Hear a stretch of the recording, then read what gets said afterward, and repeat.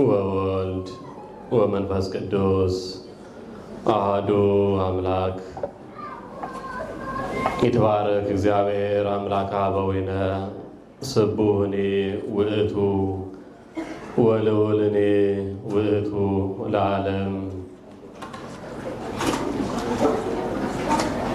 የማለዳው ድምቀት፣ የቀኑ ውበት፣ የአእምሯችን ሰላም፣ የሕሊናችን ዕረፍት የሆነው ኃያሉ አምላካችን አባታችን እግዚአብሔር በሰላምና በሕይወት በጤና ጠብቆ ምሕረት ቸርነቱን አብዝቶ ኃጢአት በደላችን ይቅር ብሎ በዚህ ቦታ ስለሰበሰበን ስሙ ለዘላለም የከበረና የተመሰገነ ይሁን።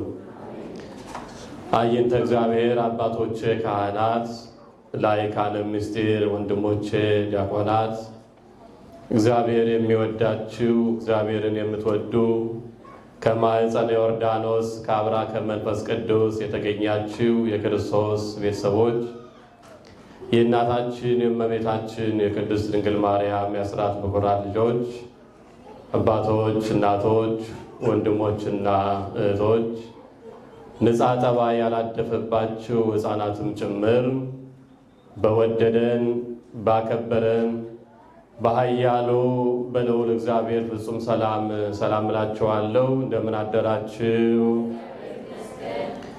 እንደምን አረፈዳችሁ? እንደምን ሰነበታችሁ? አይሾሙት ንጉሥ አያበድሩት ባለጸጋ ወልደ እግዚአብሔር ሕያው ወልደ ማርያም ስግው ጌታችን አምላካችን መድኃኒታችን ኢየሱስ ክርስቶስ ኃጢአትና በደል መተላለፍና ርኩሰት ከበዛበት ዓለም ለይቶ በቅድስናው ስፍራ ተሰብስበን ቅዱስ ቃሉን እንድንሰማ ስለረዳን ስላገዘን ስሙ ለዘላለም የከበረና የተመሰገነ ይሁን። የወላዲተ አምላክ የቅድስት ድንግል ማርያም በረከት የቅዱሳን አባቶቻችን ረድኤት በሁላችን ላይ ይደርብን። ስምዖን ወልደ ዮና ታፈቅረኒኑ ፈድፋደ እምሎ።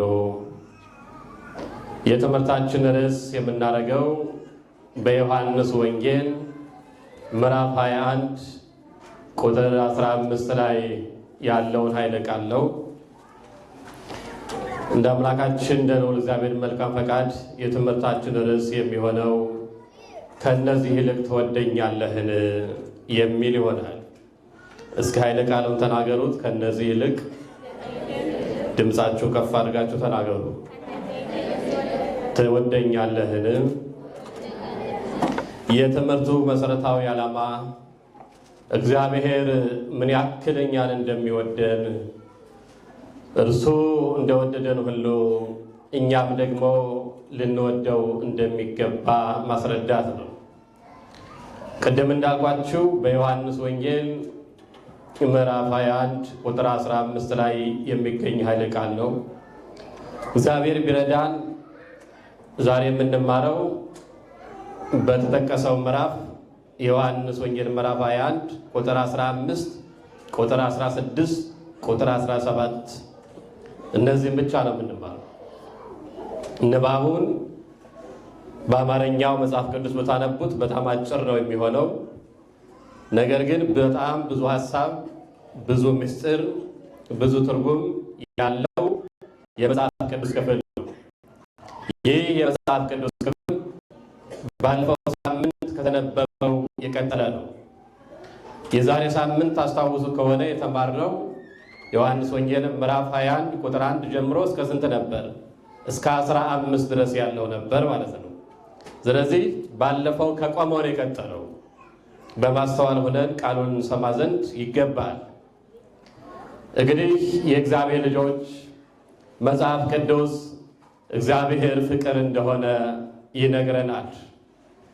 መጽሐፍ ቅዱስ እግዚአብሔር የፍቅር ሁሉ ሙላት ለሰው ልጆች የሚሰጥ ጌታም እንደሆነ ያበስረናል። እግዚአብሔር በዘላለም ፍቅሩም ወዶናል። እግዚአብሔር እኛን ምን ያክል እንደወደደን በሶስት ነገሮች ባጭሩ መረዳት እንችላለን።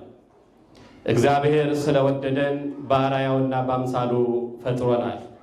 ንግበር ሰብአ በአርአያነ ወበአምሳሌነ ብሎ የፈጠረን እሱ ስለሆነ ከሌሎቹ ፍጥረታት ሁሉ አልቆ ከሌሎቹ ፍጥረታት ሁሉ አክብሮ እግዚአብሔር ሰውን በአርአያው በአምሳሉ ፈጥሮታል። ኦሪት ዘፍጥረት ምዕራፍ 1 ቁጥር 26ን ማንበብ ትችላላችሁ። ይህ ብቻ አይደለም። በመጀመሪያ እግዚአብሔር በአርአያው ፈጠረን። በሁለተኛ ደረጃ ደግሞ እኛን ስለወደደን ስለሚወደን በመስቀል ላይ ሞቶ የዘላለም ሕይወትን ሰጠን። ክብር ምስጋና ለአምላካችን ለኢየሱስ ክርስቶስ ይሁን። እርሱ ሞቶ ለእኛ ሕይወትን ሰጥቶናል።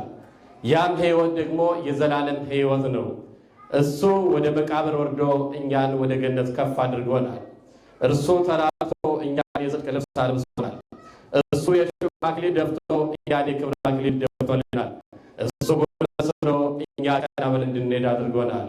እርሱ ወደ መቃብር ከወረደ በኋላ የመቃብርን ኃይል የሞትን ስልጣን ሁሉ ገሎ ለዘላለም ሕያዋን እንድንሆን አድርጎናል። ምስጋና ለአምላካችን ለእግዚአብሔር ይሁን።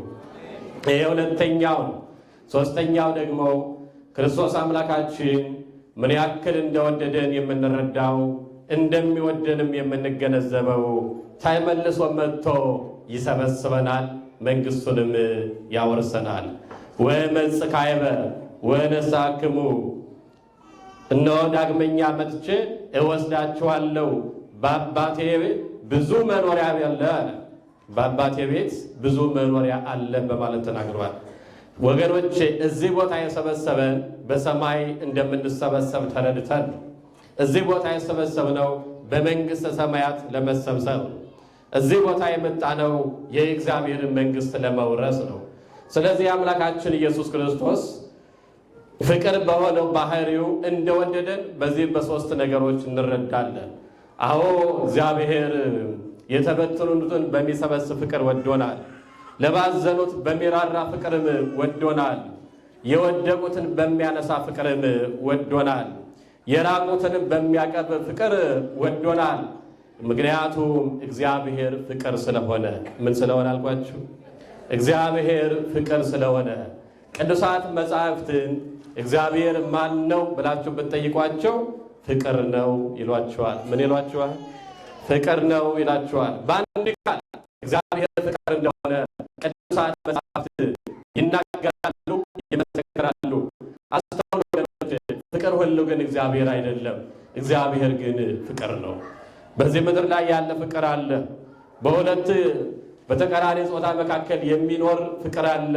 በጓደኛ ማቾች የሚኖር ፍቅር አለ። በቤተሰብ የሚኖር ፍቅር አለ። በዘመድ የሚኖር ፍቅር አለ። በሃይማኖት የሚኖር ፍቅር አለ። ከዚህ ሁሉ ግን የእግዚአብሔር ፍቅር ይበልጣል። የእርሱ ፍቅር ዘላለማዊ ስለሆነ እውነት እላችኋለሁ የሥላሴ አንድነትና ሦስትነት ማለትም እግዚአብሔር በአንድነት በሦስትነት ለዘላለም ጸንቶ እንደሚኖር ሁሉ የእግዚአብሔር ፍቅሩም ዘላለማዊ ነው። ወገኖቼ የእግዚአብሔር ፍቅር ዘመን አይገድበውም። ዘመን ይገድበዋል የሚልም ስጋት በፍጹም የለብንም። የሰው ፍቅር ዘመን ሊገድበው ይችላል፣ ጊዜ ሊገድበው ይችላል፣ ሁኔታ ሊገድበው ይችላል፣ ማጣት ሊገድበው ይችላል፣ መታመም ሊገድበው ይችላል፣ መራራቅ ሊገድበው ይችላል። የእግዚአብሔር ፍቅር ግን ለዘላለም ይኖራል። እሱ ደግሞ ሲወድ ለዘላለም ነው የሚወደው። ትንቢተ ኤርምያስ ምዕራፍ 31 ቁጥር 3 ላይ በዘላለም ፍቅር ወደድኳችሁ ይለናል አምላካችን። በምን ወደድኳችሁ ይለናል? እስኪ መስክሩ። በምን? በዘላለም ፍቅር የወደደ ማን ብቻ ነው? መስክሩ። ማን ብቻ? እግዚአብሔር ነው። ከሱ ውጭ በዘላለም ፍቅር የወደደን ማንም የለም። ከሱ ብቻ በዘላለም ፍቅር ይወደናል። ፍቅሩ ዘላለማዊ ስለሆነ ከወደደ የማይጠላ፣ ከሳመ የማይነክስ፣ ካቀፈ የማይገፋ፣ ከወደደ የማይጠላ የዘላለም ፍቅር ያለው እግዚአብሔር ብቻ ስለሆነ በዚህ ፍቅር ነው አምላካችን እግዚአብሔር ይላል። አዎ የሰው ፍቅር ይለወጣል አይደለም? ይቀየራል። ትናንትና የወደዱ ዛሬ ሊጠሉ ይችላሉ። ትናንትና አለን አለን ያሉ ሰዎች ዛሬ ደግሞ ሊገፋቸው ይችላል። ይሄንን በመጽሐፍም ተመስክሯል። በዚህ በራዕየ ዮሐንስ ምዕራፍ 2 ቁጥር 4 ላይ የቀደመው ፍቅርን ትታልና የምነቅፍብህ ነገር አለኝ ይላል። የቀደመው ፍቅራችን የተው ሰዎች ብዙ ነን። በዚህ በትንሹ ዕድሜያችን ስንት ወዳጅ አፈራን፣ ስንት ጓደኛ አፈራ። የትናንቱ አልሆን ብሎ ዛሬ ሌላ ጓደኛ ይዘናል። የዛሬው አልሆን ብሎ ደግሞ ነገ ሌላ እንጀምራለን። እግዚአብሔር ግን ለዘላለም ነው ፍቅሩ። ይሄው ሰው በምክንያት ይቀርባል፣ በምክንያትም ይርቃል። እግዚአብሔር ግን ያለ ምክንያት ወደደን። እንዲህ ተብሎ ተጽፏል፣ ዓለሙን እንዲሁ ወዷልና። ይገባችኋል? እንዲሁ የተወደዱ ፍጥረታት እንደሆነ እግዚአብሔር ወልድ ኢየሱስ ክርስቶስ እንዲሁ እንደወደደን የሚወደድ ሕይወት፣ የሚወደድ ማንነት፣ የሚወደድ ሥራ ሳይኖረን ከነ ኃጢአታችን፣ ከነ በደላችን፣ ከነ ርኩሰታችን እግዚአብሔር ወደደን። ስሙ የተመሰገነ ይሁን። ከወደዱ ከነ ምኑ ነው የሚባለው? ለራሳቸው መልሱት። አይደለም እንዴ? ልጅ ከወደዱ ከነ ምኑ ይባላል። አይደለም እንዴ? ይገባቸዋል በአማርኛ። እግዚአብሔር ልጆች፣ እናቶች፣ ወላጆች ልጆቻቸውን ከነምናምናቸው እንደሚወዷቸው ሁሉ እናት በመሆናቸው ወላጅ በመሆናቸው የተነሳ እግዚአብሔርም አባታችን ስለሆነ፣ እግዚአብሔር አምላካችን ስለሆነ፣ እግዚአብሔር ፈጣሪያችን ስለሆነ፣ እግዚአብሔር ንጉሳችን ስለሆነ፣ እግዚአብሔር ታዳጊያችን ስለሆነ፣ እግዚአብሔር